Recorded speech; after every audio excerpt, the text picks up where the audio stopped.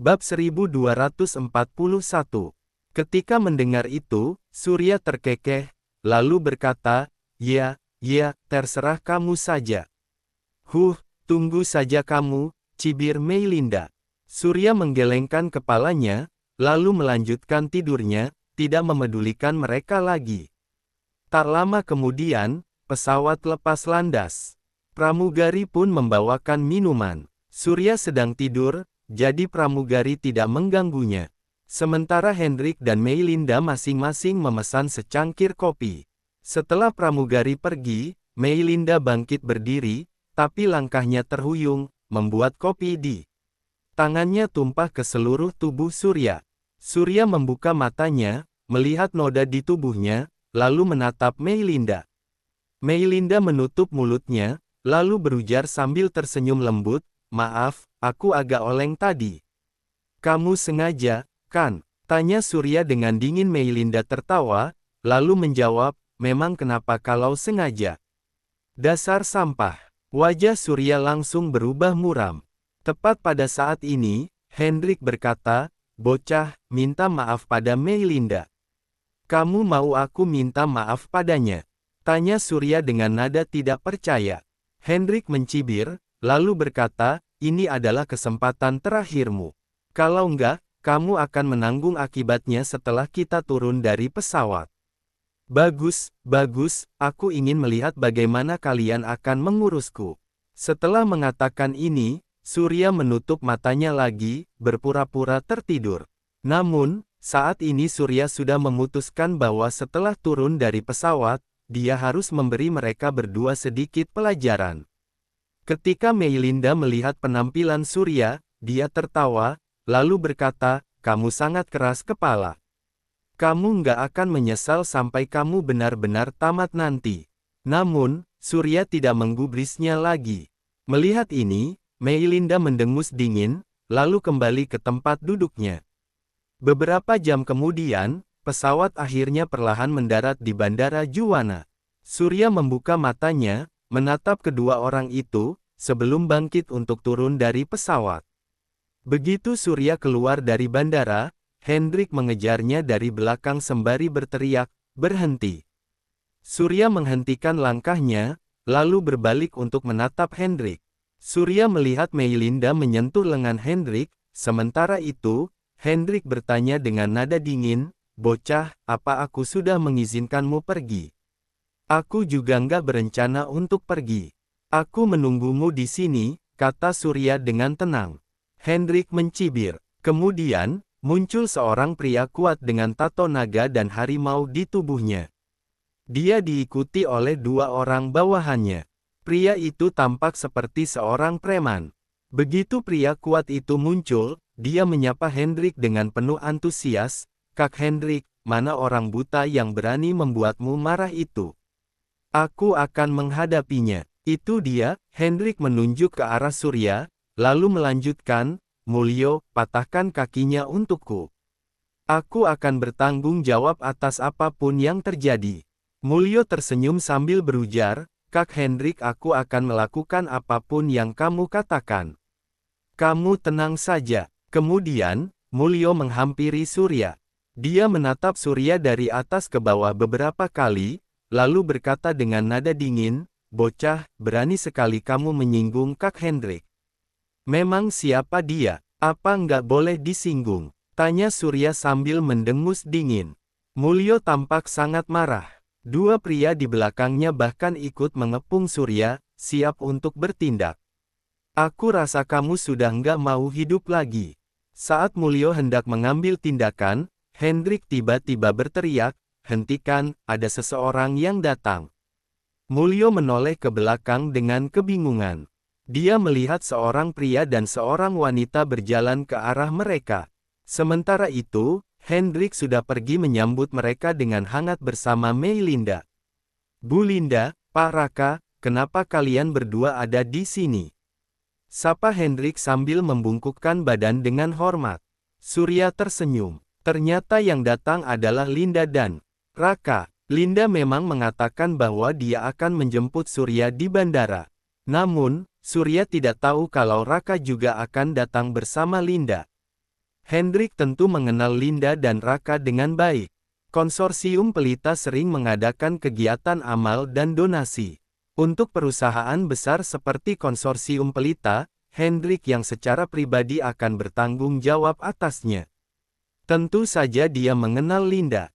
Dia juga sangat menyadari posisi dan pengaruh Linda di seluruh dunia bisnis Provinsi Andaru. Linda adalah seseorang yang tidak boleh dia singgung. Raka bahkan lebih hebat lagi. Sebagai putra dari orang nomor satu di Provinsi Andaru, identitasnya tak bisa ditandingi oleh siapapun. Hendrik hanya pernah melihat Raka dari jarak jauh pada sebuah acara tertentu. Namun, Raka tidak mengenalinya. Kekuatan Raka bahkan lebih menakutkan. Raka bisa mendapat apapun yang dia inginkan di Provinsi Andaru. Hendrik lebih tidak berani lagi memprovokasi Raka. Bab 1242. Identitas kedua orang ini, yang satu lebih menakutkan dari yang lain. Jadi, tentu saja Hendrik tidak berani membiarkan Mulyo bertindak kasar di depan keduanya. Melihat Hendrik yang mengangguk hormat, juga Meilinda yang tampak berusaha menjilat, Raka sedikit mengernyit. Dia mengabaikan mereka. Linda hanya menyapa dengan sopan, lalu berkata, "Pak Hendrik, aku di sini untuk menjemput orang." "Oh," Hendrik berkata sambil tersenyum, "aku penasaran siapa yang punya reputasi sebesar itu hingga membuat Bu Linda dan Pak Raka datang sendiri menjemputnya. Sungguh menakjubkan." Linda tersenyum simpul, lalu membalas, "Itu dia, Pak Surya. Dia adalah bos kami di Konsorsium Pelita." Linda menatap Surya dengan penuh arti. Hendrik langsung terkejut, membeku di tempatnya. Setelah beberapa saat, Hendrik perlahan berbalik, menatap Surya dengan tatapan tidak percaya dan ketakutan di matanya. Pada saat ini, Linda menghampiri Surya, meraih lengannya, lalu bertanya, "Bagaimana perjalanan ke kota Sandia kali ini? Apakah semua berjalan dengan baik?" "Lumayan, aku mendapatkan banyak hal," jawab Surya sambil tersenyum. Raka juga menghampiri Surya, lalu memberikan sebatang rokok pada Surya sambil berujar, "Bos, lain kali kalau kamu pergi bermain, jangan lupa juga untuk memanggilku." "Apa menurutmu aku pergi bermain?" tanya Surya dengan kesal. Raka hanya tersenyum tanpa berkata apa-apa. Linda tersenyum, lalu berkata, "Dia mendengar kalau aku akan datang menjemputmu, jadi dia mengikutiku." "Apa kamu nggak ada kerjaan?"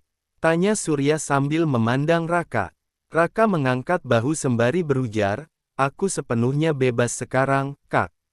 "Ada apa?" tanya Surya. Raka tersenyum sambil menjawab, "Aku mengundurkan diri. Sekarang aku nggak ada kerjaan apa-apa." "Kamu mengundurkan diri?" tanya Surya yang tidak bisa mempercayai telinganya. Orang yang memiliki masa depan yang begitu cerah malah mengundurkan diri. "Apa-apaan ini?" Raka berkata dengan senyum di bibirnya, "Nggak apa-apa, aku hanya merasa sangat lelah. Aku merasa cukup baik sekarang." Surya berpikir sejenak, lalu berkata, "Kita akan membicarakan urusanmu saat kembali nanti. Sekarang aku harus melakukan hal lain dulu." Setelah mengatakan itu, Surya menghampiri Hendrik dan Meilinda. Pada saat ini, kedua orang itu sudah ketakutan. Mereka berdiri gemetaran di tempat, tampak sangat bingung. Meilinda juga punya sedikit pemahaman. Di hadapan pimpinan Konsorsium Pelita dan putra orang nomor satu di Provinsi Andaru, Hendrik hanyalah seorang pecundang kecil. Sementara Linda dan Raka, mereka memiliki status yang sangat tinggi. Yang satu memegang lengan Surya, berbicara dengan hangat padanya. Yang satunya memanggil Surya dengan panggilan kakak, bahkan menawarkan rokok padanya. Apa identitas Raka? Siapa orang di Provinsi Andaru yang bisa membuat Raka memanggilnya kakak, juga membuatnya mengambil inisiatif untuk memberikan rokok? Mereka tidak berani lagi membayangkan identitas Surya. Namun, bagaimanapun juga, menjadi bos Konsorsium Pelita saja sudah menakutkan. Hanya saja, melihat apa yang terjadi di sini, mungkin Surya bukan hanya bos Konsorsium Pelita saja. Karena hanya dengan identitas seorang pengusaha kaya saja tidak akan cukup membuat Raka, putra orang nomor satu di Provinsi Andaru, memanggilnya kakak dengan sukarela. Melihat kedua orang itu panik, Surya bertanya dengan nada dingin, bukannya kalian bilang mau memberiku pelajaran? Di mana pelajarannya? Kakak, aku salah. Tolong jangan menyimpan dendam pada kami. Maafkan kami, Kak. Hendrik hampir menangis. Meilinda juga akhirnya berhenti bersikap sombong. Dia terus membungkuk pada Surya sambil meminta maaf, Kak, maafkan kami. Tolong maafkan kami. Pada saat ini, Linda dan Raka datang menghampiri. Raka mengerutkan kening sembari berujar, apa yang terjadi, bos? Dua orang ini membuat masalah denganku sepanjang perjalanan di pesawat. Bukan hanya dengan sengaja menumpahkan kopi ke tubuhku, mereka juga mengancam mau memberiku pelajaran setelah turun dari pesawat. Jadi, sekarang aku sedang menunggu mereka memberikan pelajaran padaku, jawab Surya dengan tenang. Bab 1243. Wajah Raka langsung berubah muram. Linda bahkan berkata dengan nada dingin, pantas tadi aku lihat kamu nggak punya maksud bagus. Kamu benar-benar berani sekali. Hendrik benar-benar panik sekarang. Dia mulai berkeringat deras, merasa sangat tidak nyaman. Tidak peduli siapapun di antara dua orang ini yang akan membalasnya, Hendrik pasti tidak akan mendapat akhir yang baik. Jangankan Raka, dengan identitas dan kekuasaan Linda, satu kalimat dari Linda saja sudah bisa membuatnya dalam masalah besar. Hendrik juga sudah melakukan banyak hal buruk. Ada banyak hal yang tidak boleh sampai ketahuan publik. Kalau tidak, Hendrik akan tamat. Bagaimana mungkin dia tidak panik? Melihat Hendrik yang panik, Raka bertanya dengan nada dingin, siapa namamu? Apa pekerjaanmu? Aku. Hendrik tergagap, namaku Hendrik Widianto. Aku adalah orang yang bertanggung jawab atas grup Kalista di Provinsi Andaru. Hendrik tidak ingin menjawab, tapi dia juga tidak bisa tidak menjawab. Hendrik pun terlihat sangat tidak nyaman saat ini.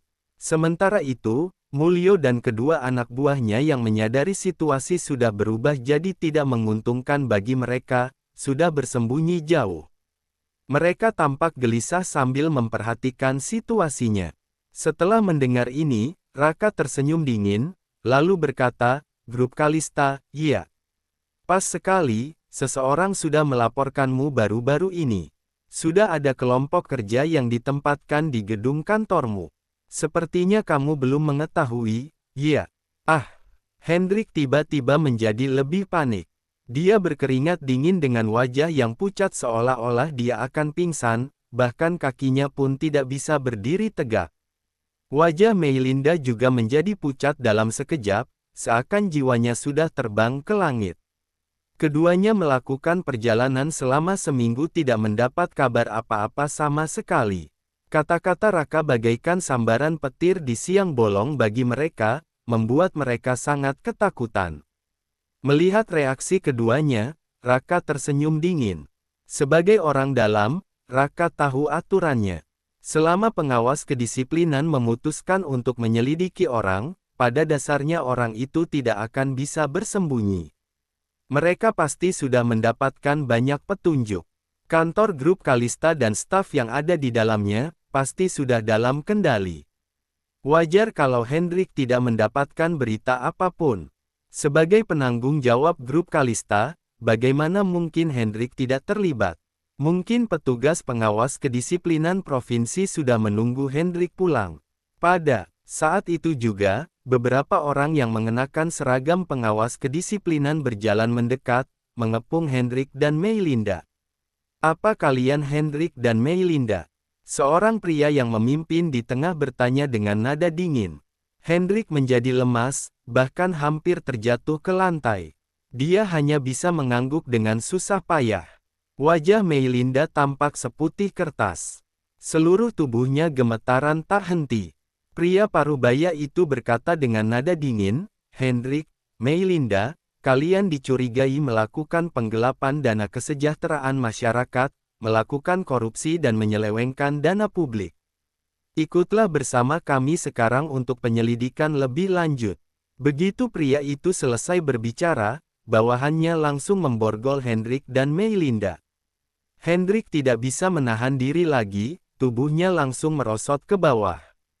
Namun, dua petugas kedisiplinan menopang Hendrik. Sementara itu, Meilinda tampak lebih buruk. Tubuhnya gemetaran dan bibirnya sudah berubah menjadi ungu. Pada saat ini, pria itu berbalik, tersenyum pada Raka dan Linda, lalu berkata, "Raka, Bu Linda, kalian juga di sini." "Paman Wiryo, kamu bergerak cukup cepat juga," kata Raka sambil tersenyum. Pria itu adalah Wiryo Yudoyo, pemimpin kelompok dari Departemen Pengawas Kedisiplinan Provinsi. Raka tentu saja juga mengenalnya. Wiryo berkata sambil tersenyum, "Aku sudah lama menunggunya di sini. Bagaimana mungkin aku membiarkannya melarikan diri?" "Haha," Raka tersenyum. Saat ini, Linda berkata, "Pak Wiryo, periksa orang ini dengan baik. Tadi dia sudah memanggil seseorang untuk menyerang bos kami." "Oh, ada kejadian seperti itu juga." Wiryo menatap Surya dengan rasa ingin tahu. Wiryo tidak menyangka bahwa pemuda ini adalah bos konsorsium pelita. Kalau begitu, pemuda ini berstatus tidak biasa. Bab 1244. Surya tersenyum simpul sambil menjawab, "Memang benar, tapi orang-orang itu sudah melarikan diri. Jangan khawatir, kami akan menyelidiki semua masalahnya dengan cermat, memastikan untuk nggak melepaskan satu orang jahat pun," kata Wiryo sambil tersenyum. Surya mengangguk sembari berujar, "Grup Kalista adalah perusahaan yang berkecimpung dalam urusan amal. Kalau ada masalah, itu akan membuat hati para dermawan dari semua lapisan masyarakat menjadi kecewa. Mereka memang harus diselidiki dengan baik. Kami sudah memperhatikan mereka sejak lama. Kami juga sudah mendapatkan semua petunjuk dari masalah ini. Dia nggak akan bisa melarikan diri," kata Wiryo. Surya mengangguk, maju selangkah menghampiri Hendrik dan Meilinda, menatap keduanya sembari berkata perlahan, "Siapapun yang melakukan kejahatan akan mendapat hukuman. Aku harap kalian tetap bersikap rendah hati di penjara. Jangan sampai menyinggung orang lain. Kakak, tolong selamatkan aku. Semuanya bisa kita bicarakan baik-baik." Hendrik sangat cemas hingga dia meminta bantuan Surya. Sepertinya dia benar-benar sudah takut dan menjadi bingung. Surya menggelengkan kepalanya, lalu berkata perlahan, "Sudah cukup bagus aku nggak memberimu pelajaran. Apa lagi yang kamu pikirkan?" Surya juga merasa tidak berdaya. Apa yang ada di kepala orang ini? Bisa-bisanya Hendrik meminta bantuan kepada Surya. Apa dia berpikir bahwa Surya akan menyelamatkannya? Namun, Hendrik meminta bantuan kepada Surya karena tidak tahu harus meminta bantuan pada siapa lagi. Dia merasa dengan status Surya, Linda dan Raka, selama mereka mengucapkan satu kata saja, dia bisa menghindari bahaya itu. Hanya saja, dia tidak memikirkan kenapa Surya harus menyelamatkannya. Saat ini, Wiryo berteriak, bahwa mereka pergi. Petugas pengawas kedisiplinan segera menyeret Hendrik dan Meilinda pergi. "Sampai jumpa." Wiryo dengan sopan memberi salam pada Surya, Linda dan Raka. Surya dan yang lainnya mengangguk sebagai balasan. Setelah itu, Wiryo memimpin timnya pergi. Melihat kedua orang itu dibawa pergi, Surya hanya bisa menggelengkan kepalanya. Surya tidak menyangka semuanya akan berakhir seperti ini. Awalnya, Surya berpikir kalau Hendrik dan Meilinda masih berani bertindak nekat, dia akan memberi mereka pelajaran. Namun, sepertinya balasan keduanya sudah tiba. Surya tidak perlu mengambil tindakan lagi. Selain itu, akhir seperti ini mungkin merupakan akhir yang paling menakutkan bagi mereka berdua. "Ayo pergi." Surya menatap Linda dan Raka, lalu berjalan keluar terlebih dulu. Linda dan Raka mengikuti. Setelah kembali ke Pulau Aora, mereka bertiga masuk ke kamar Surya. Linda mulai membuat teh. Surya memandang Raka sambil menyilangkan kakinya, lalu bertanya perlahan, "Ada apa?" "Apanya yang ada apa?" Tanya Raka. Kenapa kamu mengundurkan diri? Aku hanya nggak mau bekerja lagi. Apa kamu pikir aku bodoh? Tanya Surya dengan nada dingin. Raka tiba-tiba menghela napas, menyalakan rokok, lalu mulai mengisapnya. Namun, dia tetap tidak mengatakan apa-apa. Pada saat ini, Linda sudah selesai membuat teh. Linda menaruhnya di depan keduanya, duduk di sebelah Surya, lalu berkata perlahan, Raka sedang menghadapi masalah besar sekarang. Aku akan memberitahumu, tapi kamu nggak boleh marah. Katakan padaku, kenapa aku harus marah?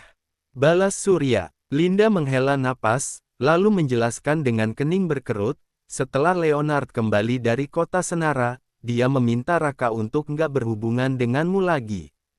Tapi Raka nggak mau mendengarkan, lalu mengundurkan diri dari pekerjaannya. Dia sudah beberapa hari ini nggak pulang ke rumah. Surya mengerutkan kening, terdiam lama sebelum bertanya, Raka, kenapa ayahmu melakukan ini?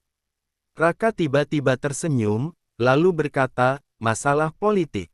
Aku nggak mau berpartisipasi dalam permainan kotor ini, jadi aku mengundurkan diri. Aku berencana untuk berkonsentrasi pada kultivasiku di sini, lalu menjadi orang yang kuat sepertimu. Bukankah itu jauh lebih baik daripada menjadi seorang pejabat? Surya menatap Raka yang tampak acuh tak acuh dan tenang. Apa kamu bertengkar dengan ayahmu? Tanya Surya. Raka menjawab, hanya pertengkaran kecil, itu bukan apa-apa. Lagi pula, aku memang nggak tertarik menjadi pejabat. Ini nggak baik. Kamu harus pulang dulu, lalu mendiskusikannya dengan ayahmu. Kamu memiliki masa depan politik yang sangat menjanjikan, jadi jangan menyia-nyiakannya, kata Surya. Raka memandang Surya sambil bertanya, Bos, apa kamu sama sekali nggak marah dengan tindakan ayahku? Bab 1245. Surya menjawab sambil tersenyum, seperti yang kamu katakan, ini adalah masalah politik. Itu bukan berarti ayahmu mempunyai masalah denganku. Aku sepenuhnya bisa memahaminya. Raka terdiam beberapa saat sebelum berkata, perlahan, aku pikir kamu akan mengusirku. Apakah aku sepicik itu? Tanya Surya dengan agak kesal sambil menatap Raka. Raka pun tertawa, lalu berkata, kamu memang layak menjadi bosku. Biarkan masalah ini berakhir di sini dulu. Setelah aku menenangkan diri selama beberapa hari, aku baru akan bicara dengan ayahku. Bagus kalau begitu. Mereka pasti juga sangat khawatir padamu. Aku mengerti, Bos. Kamu bisa mengobrol dengan Kak Linda, aku pergi tidur sebentar. Aku bangun sangat pagi hari ini. Setelah mengatakan itu, Raka bangkit, lalu pergi. Namun, langkahnya terasa sangat berat. Setelah Raka pergi, Linda mengerutkan kening sembari bertanya, Surya, apa pendapatmu tentang masalah ini?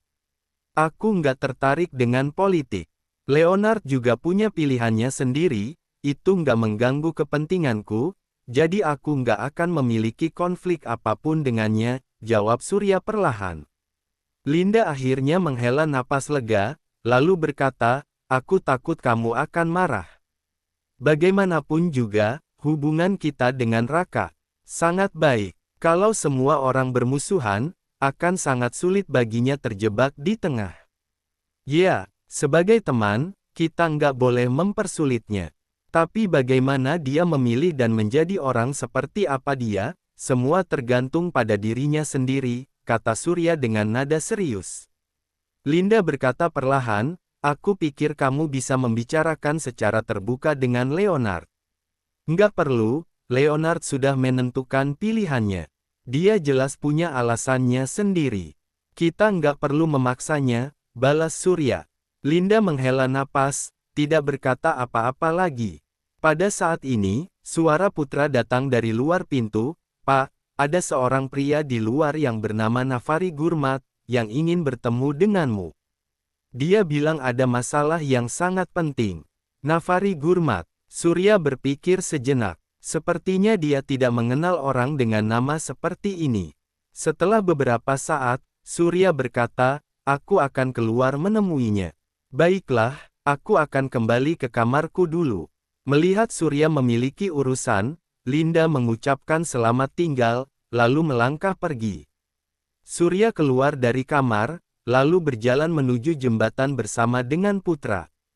Ada seorang pria berusia 20-an dengan wajah tampan yang sedang mondar-mandir di luar jembatan dengan cemas. Surya berjalan melintasi jembatan, menatap pria itu, lalu bertanya, "Kamu Nafari Gurmat?" Pria itu mengangkat kepalanya, buru-buru menjawab, "Ya, namaku Nafari Gurmat." "Kamu pasti Pak Aksa, kan?" "Ya, ada urusan apa?" tanya Surya. Nafari tiba-tiba berlutut, lalu bersujud sembari berkata, "Pak, ayahku adalah Sanada Gurmat, seorang kultivator tingkat suci dari kota Cimaun, Provinsi Hijamu. Dia memerintahkanku untuk datang meminta bantuan." Sanada Gurmat, kultivator tingkat suci. Surya mengerutkan kening sambil bertanya, "Ayahmu adalah kultivator tingkat suci. Apa ada masalah yang nggak bisa dia selesaikan sampai perlu meminta bantuanku?" Secara teoritis, seseorang yang mencapai tingkat suci biasanya adalah orang kaya. Baik dari segi kekuatan pribadi maupun status sosial, mereka jauh melampaui orang biasa. Jadi, masalah apa yang tidak bisa mereka hadapi? "Pak, seorang kultivator tingkat suci super dari negara Siam datang untuk menantang orang-orang kuat di negara kita. Dia sudah mengalahkan beberapa kultivator tingkat suci berturut-turut, membuat para kultivator tingkat suci ini mati ataupun terluka. Sekarang, Kenzo sudah mengirimkan tantangan perang pada ayahku. Ayahku tahu kalau dia nggak akan bisa menandingi orang itu, jadi dia secara khusus memerintahkan aku untuk datang meminta bantuan padamu," jelas Nafari dengan terburu-buru. Setelah mendengar ini, Surya mengerutkan kening sembari berujar, "Kenzo adalah seorang kultivator tingkat suci super, bagaimana ayahmu bisa yakin kalau aku pasti bisa mengalahkan Kenzo? Reputasimu sebagai Jenderal Dewa Langit sudah dikenal di kalangan kultivator. Kamu juga adalah seorang kultivator tingkat suci super. Jadi, seharusnya kamu bisa melawan Kenzo, kan?" tanya Nafari dengan hati-hati. Surya menjawab dengan tenang, "Aku memang bisa melawannya, tapi kenapa aku harus melakukannya? Kenzo juga bukannya menantangku. Pak, Kenzo sudah mengumumkan kalau dia akan menyapu seluruh dunia kultivasi Aerovia. Semua kultivator di Aerovia harus tunduk pada perintahnya atau mati. Ayahku nggak punya pilihan, jadi dia memintaku untuk mencari bantuan darimu," kata Nafari. Bersambung ke bab 1246. Terima kasih.